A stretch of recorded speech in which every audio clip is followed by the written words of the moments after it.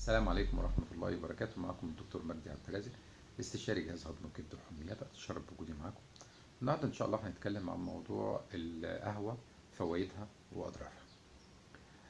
القهوة بتستخرج من أشجار البن. أشجار البن دي أول ما اكتشفت في القرن ال15، واكتشفت في أثيوبيا واليمن، وبعد كده انتشرت المنطقة العربية ودخلت أوروبا وراحت جنوب شرق آسيا. ودلوقتي في حوالي أكثر من 70 دولة، على رأسهم طبعا البرازيل في أمريكا الجنوبية، بينتجوا بن، وتجارة عالمية تقدر بمليارات.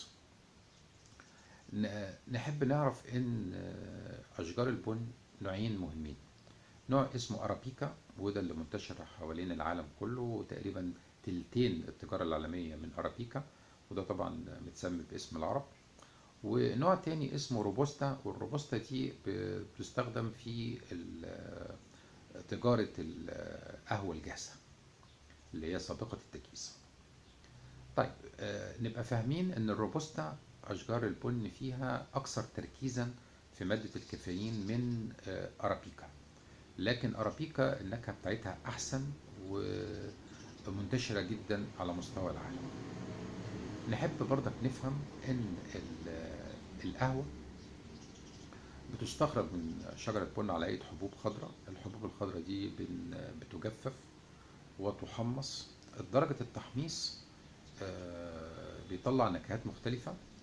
وبرضك بعد التحميص طريقة إعداد القهوة بينتج أنواع مختلفة من القهوة، زي الإسبريسو واللاتيه والموكا والكافيه أوليه. وطبعا احنا عارفين ان في قهوة تركي وقهوة عربي وقهوة امريكاني، يعني النكهات مختلفة وطريقة التحضير مختلفة. طيب، نحب نعرف ايه هي اهم يعني بالنسبة للقهوة. هم اكتشفوها زمان لما لقوا بعض الماعز بتاكل من شجرة البن، تقوم يزيد النشاط بتاعها، فابتدى السكان المحليين ياكلوا من هذه الأشجار، وابتدى الناس تاخد بالها إن القهوة دي بتحفز على النشاط. وفعلا أثبت العلم فعلا إن القهوة فعلا لها تأثير إيجابي على المخ. وفعلا القهوة دي هي منبه للمخ، منبه قوي للمخ. وبالتالي الناس اللي بتشرب قهوة بصفة منتظمة وباعتدال، كلمة باعتدال دي أنا أقصد من فنجانين لأربع فناجيل، يعني ما نزيدش عن 400 مللي جرام كافيين في اليوم. ده اللي أنا أقصده كلمة اعتدال. الناس دي أساسا فعلا وجدنا إن هم لما بيشربوا قهوة بيحصل لهم نوع من أنواع النشاط الذهني. وهي فعلا الأبحاث الحديثة أثبتت إن القهوة بتقي الناس من الاكتئاب، من خطر الانتحار، بتحسن المزاج العام، بتحسن النشاط الذهني. لما عملوا أبحاث عن إن هي هل لها تأثير على مرض الباركنسونيزم، لقوا فعلا إن هي بتقي الجسم من الباركنسونيزم اللي هو مرض الرعاش.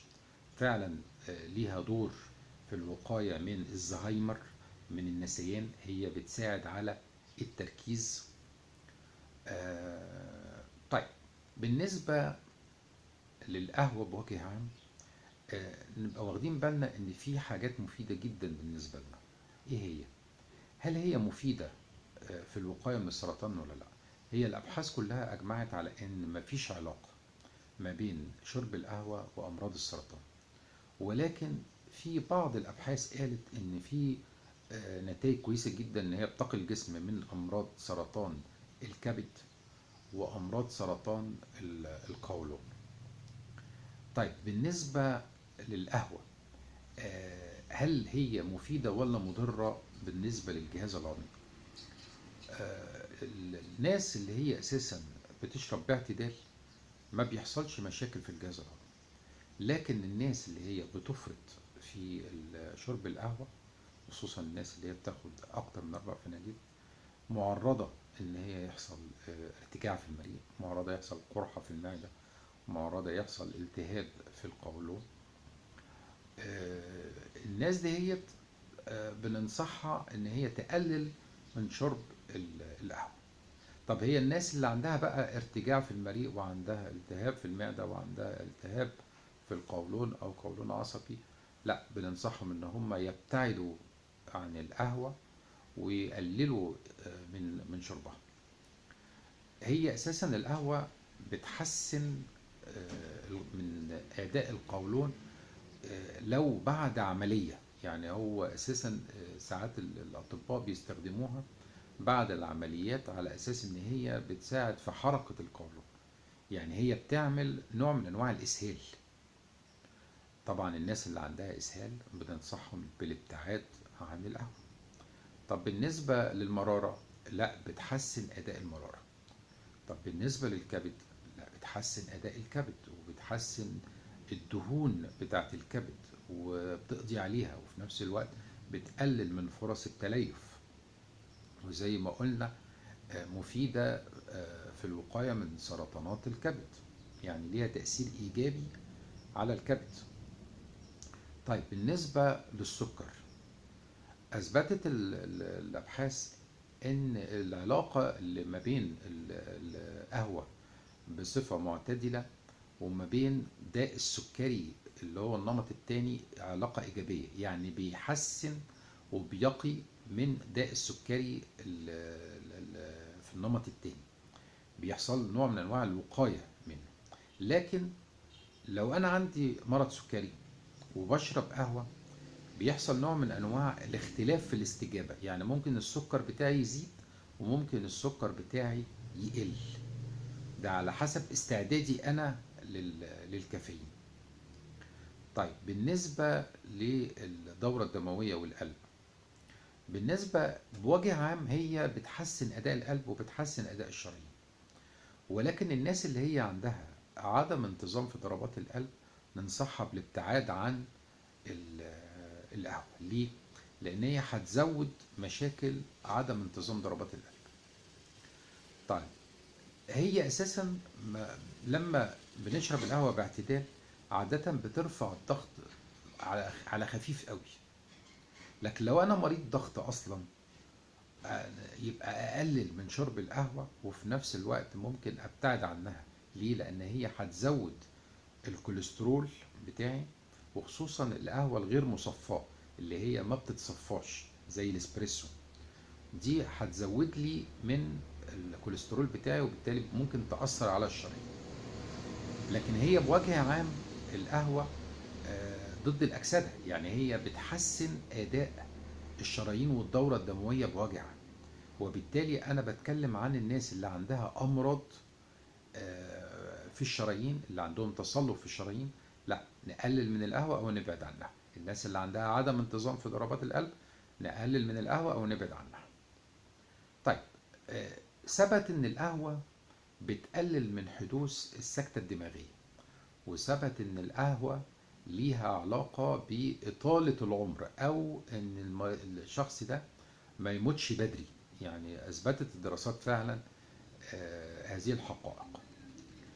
في نقطة مهمة برضك نحب نلفت النظر ليها، إن في بعض الأبحاث خلطت ما بين القهوة وشربها وما بين بعض الأمراض التانية. يعني أنا دلوقتي لما بعمل بحث عن القهوة، هو الشخص ده بيشرب قهوة ليه؟ ما ممكن يكون في عنده مشكلة في الغدة الدرقية، يعني خمول في الغدة الدرقية، وبالتالي هو بيشرب قهوة باستمرار عشان يحسن درجة الانتباه بتاعه، أو عنده أنيميا ومش مركز شوية وبالتالي بيحصل ان هو يشرب قهوة كتير.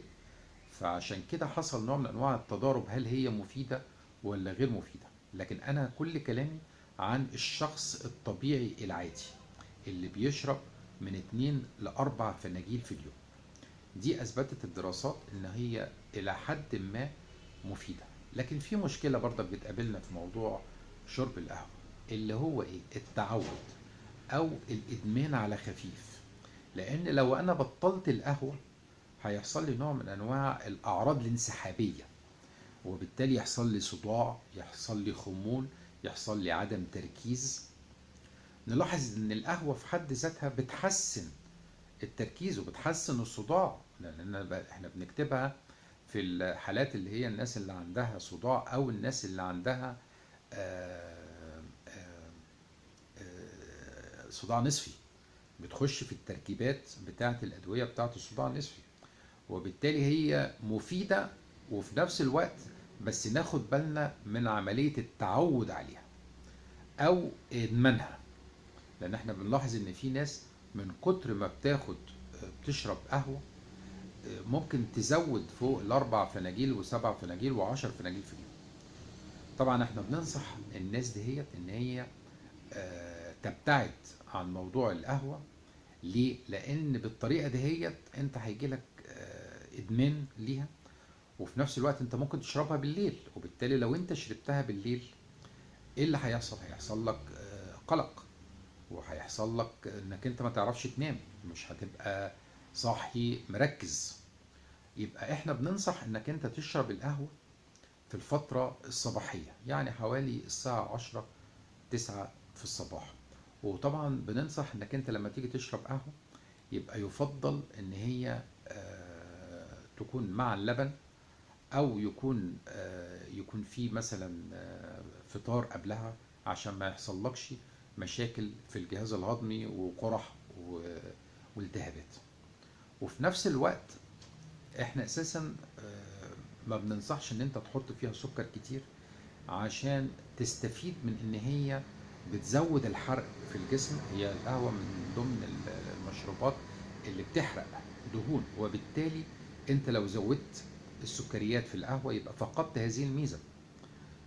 طبعا احنا عارفين ان القهوة بتحسن كمان اداء العضلات عند الرياضيين، وبتحسن ادائهم في التمرينات، لان هي بتحتفظ بالجليكوجين في الجسم في العضلة نفسها، وبالتالي بتقلل من إحساس الجسم بالتعب، وبالتالي ده بيؤدي إلى إن الرياضي يقدر يلعب رياضة بدون ما يحس بتعب.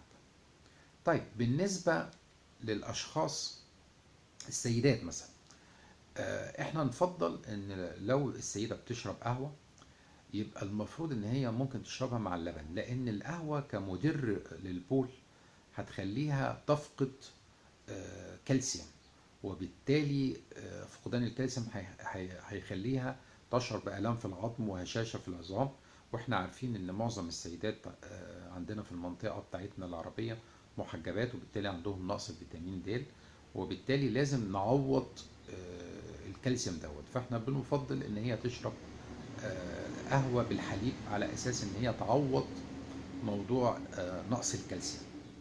وطبعا زي ما قلنا ان احنا بنفضل طبعا ان يتشرب كوباية مية مع كل فنجان قهوة، عشان ما يحصلش نوع من انواع الجفاف، لان طبعا الجسم لو حصل له جفاف هيحصل حصوات في الكلى، وبالتالي البشرة كمان هتبقى فيها انكماش وهيبقى فيها تجاعيد. لكن لو احنا عوضنا بشرب المية مش هتحصل المشاكل دي. المشاكل دي عادة بتحصل للناس اللي بيفرطوا في شرب القهوة أكتر من 4 فناجين في اليوم. طبعا بالنسبة للسيدات الحوامل احنا طبعا ما بننصحش بالقهوة، لكن لو هي بتشرب قهوة احنا ننصحها ونقول لها ممكن القهوة تعمل مشاكل بالنسبة للبيبي، وممكن تؤدي إلى إجهاض، يحصل عيوب في الخلقية في الجنين، وبالتالي احنا بننصحها بالابتعاد عن القهوة، او على الاقل ان هي تقلل القهوة بقدر الامكان، يعني حتى لو فنجان واحد بس في اليوم. طيب بالنسبة للناس اللي هي كبار في السن، الناس الكبار في السن ممكن يحصل لهم مشاكل، لان طبعا القهوة بتبقى زي ما اتفقنا هي منبهة، وبالتالي ما بيقدروش يناموا كويس بالليل، وممكن يحصل لهم زيادة في ضربات القلب. وبالتالي بننصح الناس كبار في السن ان هم يعني بكتير او فنجان او 2 في اليوم، ما يزودش عن كده. طب بالنسبة للأطفال، طبعا بالنسبة للأطفال برضك احنا ما بنحبسش ان هم يشربوا قهوة، لان ده اساسا يعني هيبقى بالنسبة لهم ضر بصحتهم. ما بنحبسش شرب القهوة بالنسبة للأطفال الصغيرين. طيب بالنسبة يعني زي ما اتفقنا، مفيش داعي ان احنا نحط كيك او نحط حاجات زي تمر او حاجات زي كده جنب القهوة، لان طبعا ده زي ما قلنا هيزود من الافراط في السكريات، وبالتالي انت فقدت الميزة بتاعت القهوة في ان هي بتزود الحرق، وفي نفس الوقت هيزيد الوزن بتاعك. طيب بالنسبة للناس اللي هي اساسا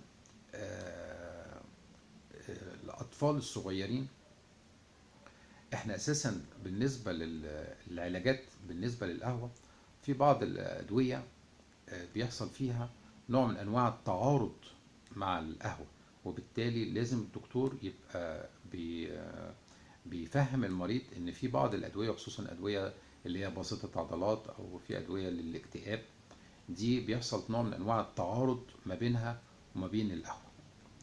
طيب بالنسبة للحالات اللي احنا بنقول عليها عنده امتحان مثلا او محتاج يذاكر وكده، طبعا احنا ما بننصحش ان طالب يكون عايز يذاكر ان هو يشرب قهوة بالليل، كده غلط، لان كده اساسا هيفضل منتبه وهيزود له التوتر والقلق. زي ما قلنا احنا بننصح القهوة في الصباح، وما تكونش على معدة فاضية عشان ما يحصلش تعب في المعدة. بوجه عام كده ناخد فكرة بالنسبة لتركيزات الكافيين في أنواع القهوة المختلفة. يعني الإسبريسو مثلا بيوصل في المتوسط ل 500 مللي جرام من الكافيين، طبعا دي نسبة كبيرة. القهوة العادية المتوسط بتاعها حوالي من 100 ل 150 مللي جرام. المشروبات اللي احنا بنسميها مشروبات الطاقة حوالي 70 80 مللي جرام. المشروبات الغازية اللي احنا بنشربها حوالي 30 مللي جرام كافيين.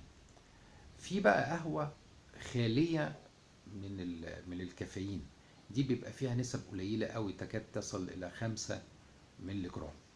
طبعا الكاكاو والشوكولاتة بيبقى فيهم برضك نسب كافيين، بس بنسب قليلة جدا جدا جدا. طيب بالنسبة نسترجع معلوماتنا بوجه عام، نقول فيها ان اهم شيء الاعتدال في شرب القهوة، وفي نفس الوقت كل ما كان فنجانين 3 في اليوم يكون افضل. الناس اللي عندها مشاكل صحية معينة تبعد عن القهوة او تقلل منها، بكده يبقى المشروب بتاع القهوة يعتبر صحي بالنسبة لهم. وطبعا لو انت اساسا عندك مشاكل زي سرعة ضربات قلب، زي انت اساسا عندك توتر او عندك قلق، انت لو زودت لو شربت قهوة هيزيد القلق والتوتر. انت لو عندك قولون عصبي وشربت قهوة هيزيد التهابات القولون العصبي. وبالتالي عشان نستخلص من الموضوع هل القهوة ضارة أو مفيدة؟ لا، القهوة مفيدة بوجه عام، ولكن في بعض الناس بننصحها بالابتعاد عن القهوة أو تقليل القهوة بقدر الإمكان. أرجو أن كنتم تكونوا استفدتوا من الفيديو. شكرا جزيلا، والسلام عليكم ورحمة الله وبركاته.